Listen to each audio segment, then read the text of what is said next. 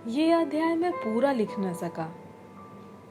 कुछ तो नग्न विलासिता के चित्रण में मेरी अनुभवहीनता इसका कारण थी, और कुछ श्रीमती निर्गुनिया के वर्तमान रूप के प्रति अपनी उत्तरोत्तर बढ़ती हुई आदर भावना के कारण भी ऐसा न कर सका। अपने बीते हुए जीवन में निर्गुण देवी भले ही चाहे जैसी काम प्रताड़िता और काम केली का साधना रही हूं, पर वर्तमान में वह अपने व्यक्तित्व को इतना तपोपूत बना चुकी हैं कि उसकी शराब नोशी और फूहड़ गालियों से भी उनके प्रति मेरे आदर भाव पर तनिक भी आंच नहीं आती है। मैंने जोधपुर की पहाड़ियों में एक ऐसे संत को देखा था जिन्हें उनके भक्तगण दिन भर भांग का भोग अर्पित किया करते थे। भक्तों को विश्वास था कि ये योगीराज जिसके हाथ से भांग पी लेते हैं उसका काम सिद्ध हो जाता है, लेकिन वे योगीराज अपने भक्तों को पास नहीं आने देते थे, पैरों से ठुकरा देते थे, गंदी से गंदी गालियां देते थे। ऐसी नशेबाजी और गंदी गालियों के बावजूद योगीराज का अपार आदर था।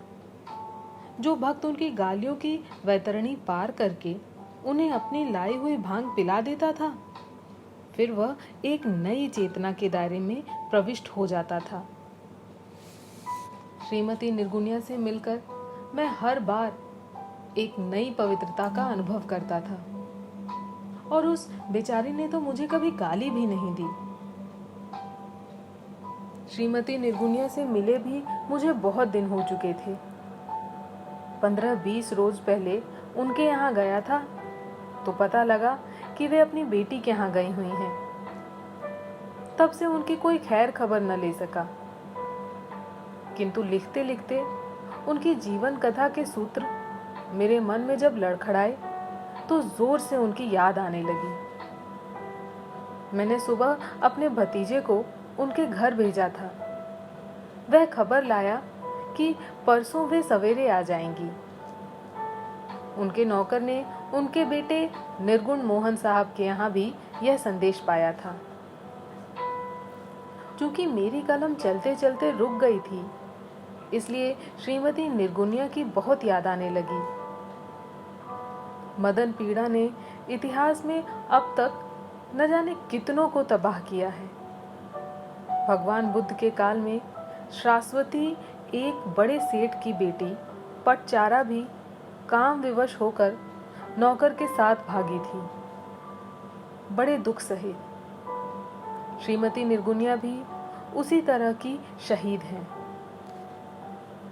शरीर सुख पाने की कामना में वह तबाह हो गई, लेकिन इसी कामना को चूल्हे की लकड़ियों की तरह समेटकर उसकी आंच से ही उन्होंने अपने वर्तमान व्यक्तित्व को पाया है। श्रीमती निर्गुनिया को देखकर मुझे लगता है कि किसी योगी से कम नहीं है। ध्यान धारणा और समाधि सब कुछ उन्हें अपने ढब और ढंग से सिद्ध है। राम श्याम जैसे अव्यक्त रूपों के बजाय वह मोहन को भजती हैं। लेकिन मोहन भजन का यह रूप श्रीमती निर्गुनिया ने क्या एक दिन में आसानी से सिद्ध किया है?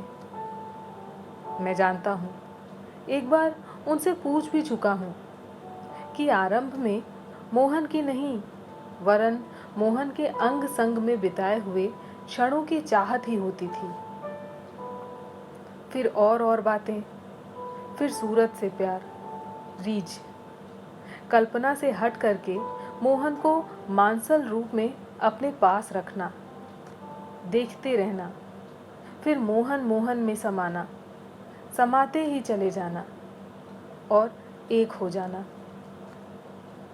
पिछला अध्याय लिखते समय एक बात जो मेरे ध्यान से चूक गई थी मुझे अब याद आई है। एक बार उन्होंने मुझे बतलाया था कि पहली बार जब बसंतलाल अम्मा के घर पर उसके मास्टर बनकर पढ़ाने आया था, तब उन्होंने अपनी कुछ वैसी ही मनस्थिति अवश्य अनुभव की थी जैसे कि प्रेम में होती है। उनके सामने बसंतु मास्टर नहीं आता था, साक्षात सौंदर्य की मूर्ति सामने आ जाती थी। बसंतलाल की नजरों में उनके मन को कमलों से खिलाने वाली अनगिनत मनमोहनी छवियां दिखलाई पड़ने लग जाती थी। जब तक वह सामने रहता तब तक उनके दिल दिमाग पर सम्मोहन छाया रहता, और जब आंखों के सामने से हट जाता तब उनके होश में आठों पहर केवल बसंत ही बसंत समाया रहता था। जिन दिनों अम्मा बसंतु मास्टर को अपना बनाने के फेर में उनको उससे अलग रखने की चेष्टाएं करती थी, तब उन्हें उस पवित्र वेदना की अनुभूति भी मिलती थी जो प्रियतम से लेकर परमात्मा तक के विरह में प्रेम भक्ति को सताती है। लेकिन बहुत जल्द ही बसंतु मास्टर के प्रति उनके इस भाव में परिवर्तन आ गया था। बसंतु मास्टर भी वैश्या बन गया था। अम्मा का रस सारथी बन चुकने के बाद बसंतु मास्टर निर्गुनिया के लिए लिप्सा की वस्तु मात्र ही रह गया था, और इस समय उसी वेश्या बसंतलाल की वर्तमान दरोगाई की निर्लज्ज विलास क्रीड़ा का उपकरण बनने में उन्हें कष्ट हुआ। निर्गुनिया की काया में रात भर मदन रहन होने के बावजूद वह अपनी काम तृप्ति के लिए ऐसा निर्लज्ज वातावरण स्वीकार न कर सकी। जब उन्होंने यह प्रसंग मुझे बतलाया था तब कथा रस के प्रवाह में बहुत सी छोटी छोटी बातों की जानकारी लेने से चूक गया था। अब लिखते समय उस ब्यौरे को समझने की आवश्यकता अनुभव हो रही थी। तीसरे दिन सवेरे 7-8 बजे के लगभग मुझे श्रीमती निर्गुनिया का फोन मिला। अभी अभी आई हूँ, बस चाय पी के आप ही को टेलीफोन कर रही हूँ। मैंने सुना कि आप बेटी की कुछ तबीयत खराब हो गई थी। हाँ, एक तरह से कहा जाए तो नया जन्म पाया है उसने, मगर अब ठीक है।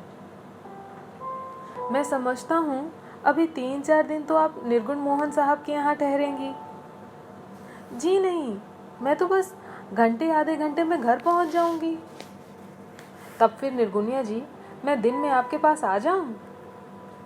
बात यह है कि मेरा चैप्टर लिखते लिखते रुक गया, आपसे कुछ प्रश्न करूँगा। तो ऐसा कीजिए बाबूजी कि शाम के वक्त ही आइए, मेरे साथ ही खाइएगा, और आज तो आपको पीनी भी पड़ेगी, तभी आपके सवाल का जवाब दूंगी।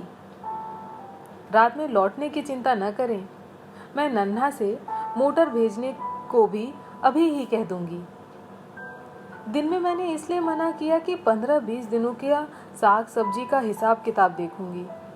उन हरामी के पिल्लों से भी बड़ा मगज मारना पड़ता है। शाम को मैं उनके घर पहुंच गया। उनके घर के पास पहुंचा ही था कि उनके घर के द्वार खुले। श्रीमती निर्गुनिया ने मेरे स्वागत के लिए खड़ी हुई थी। मैंने देखा कि उनके चेहरे पर थोड़ी थकन छाई हुई है। यद्यपि उनके चेहरे पर तेज निखरा हुआ था, और जब बल्कि पहले से अधिक आ गया था। मुझे देखकर बोली, आपकी बड़ी उम्र है बाबूजी। अभी मैं भीतर बैठे बैठे देख रही थी कि आपका रिक्शा सुपच बाबा के टीले के पास आ रहा है। मैंने हंसते हुए कहा, शायद आपने दिव्य दृष्टि से ही देखा होगा निर्गुनिया जी, क्योंकि इधर से मेरे रिक्शे को देख पाना और किसी तरह से तो संभव ही नहीं लगता है। वैसे किसी दृष्टि का तो मुझे पता नहीं बाबूजी, मगर शायद इस वक्त मेरी वही दृष्टि काम कर गई जिसमें मैंने अपने बच्चों के बाप को जब चाहती हूँ देख लेती हूँ। अपने बच्चों के बाप को भले ही देख लेती हूँ। मेरी पत्नी भी अक्सर बिना कहे ही मेरे मन की इच्छाएं जान लेती है, लेकिन वह तो परस्पर आकर्षण की बात है, जहाँ दो मन एक हो जाते हैं और जहाँ एक मन से सारे मन जुड़ जाते हों। मगर कैसे? निर्गुनिया जी हंसी, कहा, रश कीजिए बाबूजी, चुटकी में सधी पतंग की डोर बढ़े ऊंचे आसमान की सैर करती है। एक शेर सुना था मैंने अपनी जवानी में, कहिए तो सुना दूं? शौक से। एक लफ्ज मोहब्बत का इतना सा फसाना है, सिमटे तो दिले आशिक, फैले तो ज़माना है। जिगर साहब का शेर है, मुझे भी बहुत पसंद है। बस यूँ समझ लीजिए कि उस फैले हुए प्यार से ही आपका ध्यान कर रही थी।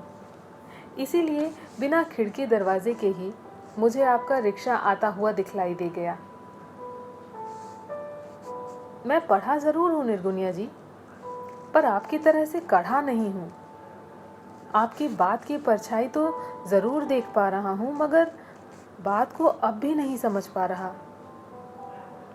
खैर, ये तो मेरी अपनी सीमाएं हैं, इनसे जूझता रहा हूँ और जूझता ही रहूँगा। मगर आप ये बतलाइए कि आपकी बेटी क्या एकाएक बीमार हो गई? चेहरा देखकर मुझे ऐसा लगा कि निर्गुनिया जी को मेरे प्रश्न का उत्तर देने में कुछ हिचक हो रही है। फिर गंभीर भाव से रुक रुक कर बोली, मैंने आपसे बतलाया ना बाबूजी, पढ़ी लिखी बेवकूफ़ है मेरी लड़की। नसीबे ने सुख सुहाग का एक अवसर उसे दिया था, मगर बड़ी बेवकूफ़ है हरामी की पिल्ली। उसे माँ बनने में शर्म आई। बाबूजी, अपना हमल गिरवा दिया, लेने के देने पड़ गए। मेरे दामाद को इतना झटका लगा कि वो अब मेरी शकुंतला का मुंह भी नहीं देखना चाहता है। यदि कोई छिपाने जैसी बात ना हो तो ये बतलाने की कृपा कीजिए कि आपकी बेटी ने ऐसा किया क्यों। और एक बात यह है कि आपकी बेटी शकुंतला है या मेरी? बाप ने तो शकुंतला नाम ही रखा था। फिर उनके मर जाने के बाद लगभग 3-4 बरस पहले समझिए, छावनी में रिवेंड फादर एंडरसन साहब रहते थे। वो पादरी भी थे और डॉक्टर भी थे।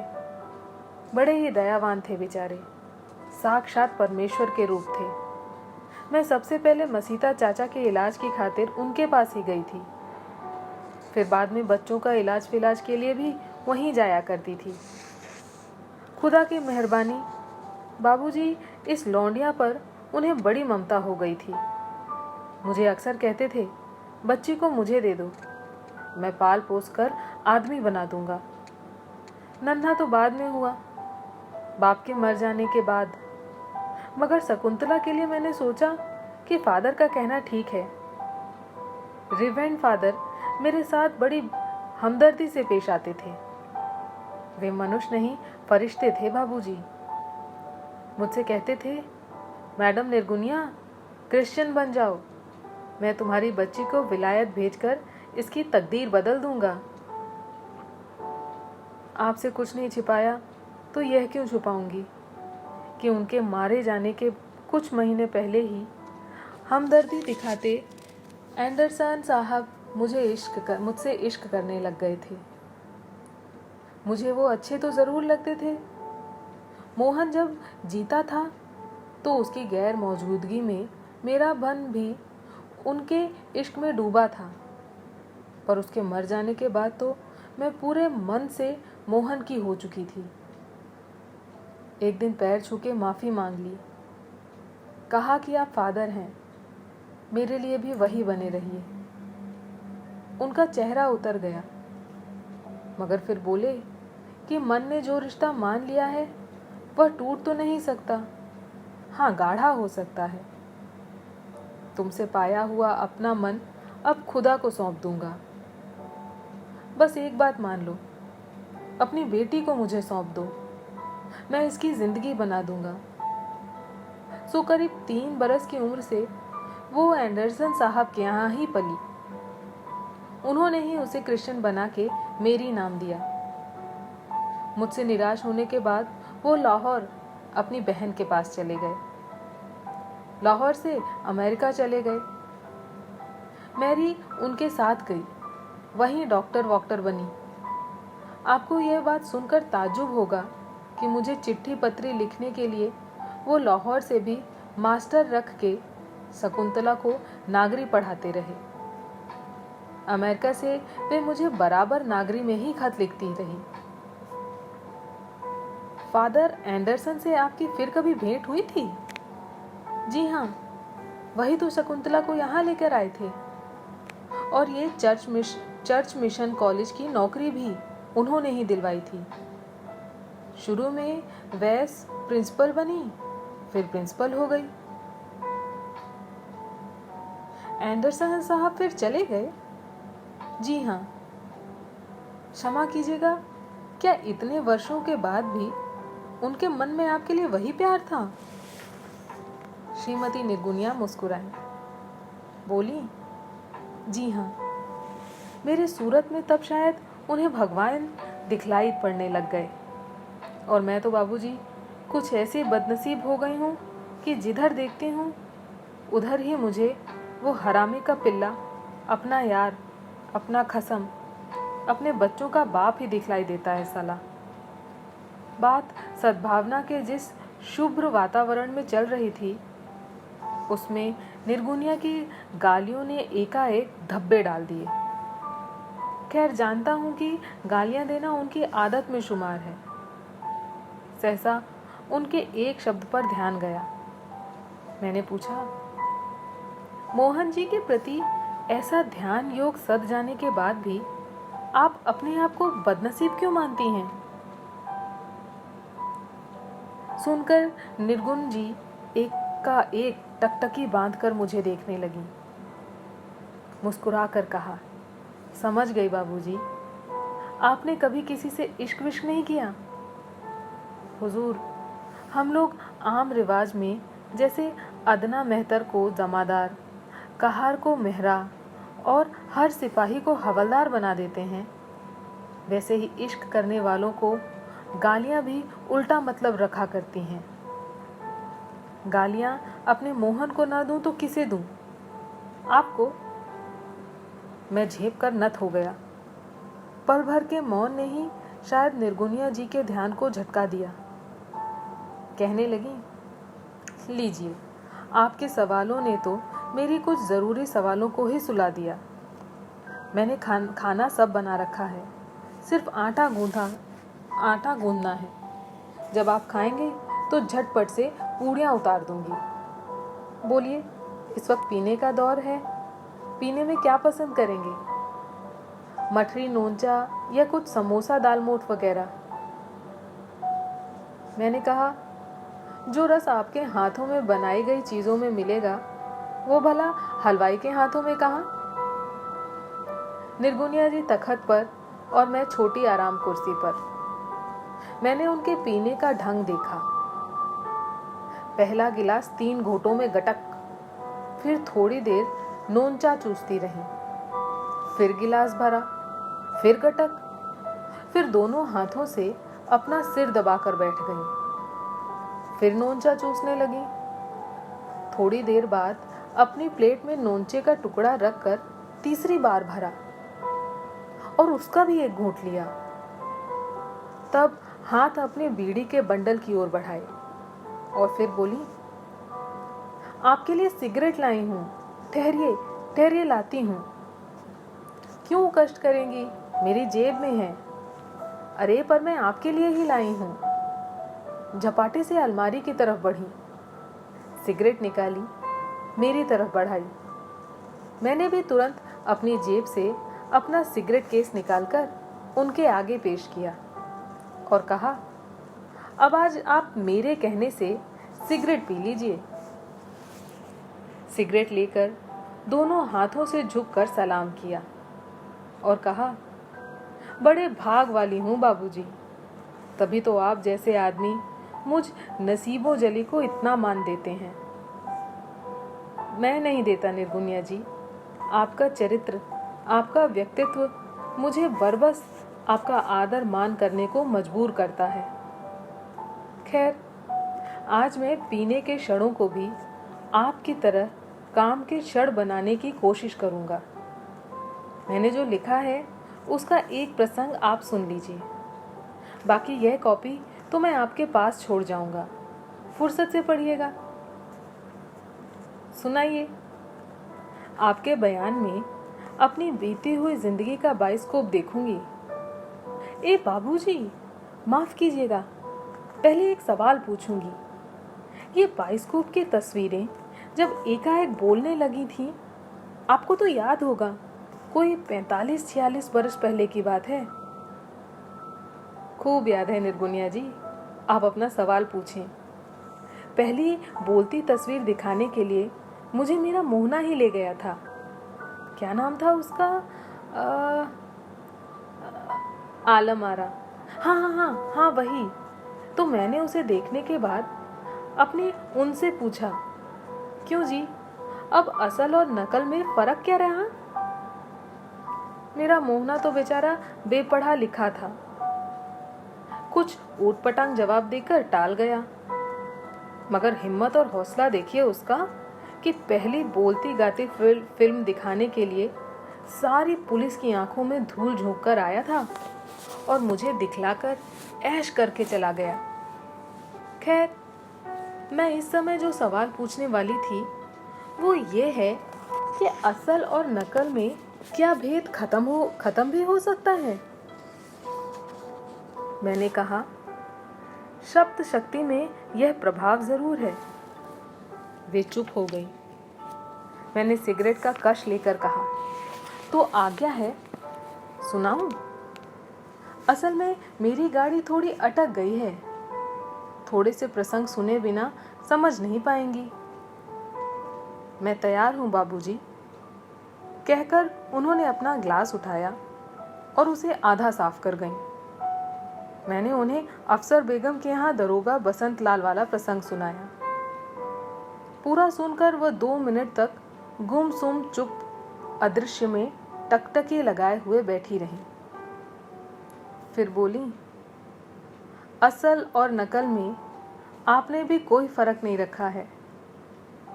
मैंने शायद इतनी बातों तो आपको कभी बताई ही नहीं थी, मगर आपने अपनी कलम से मेरे न बतलाए भोगों का भी भोगा है।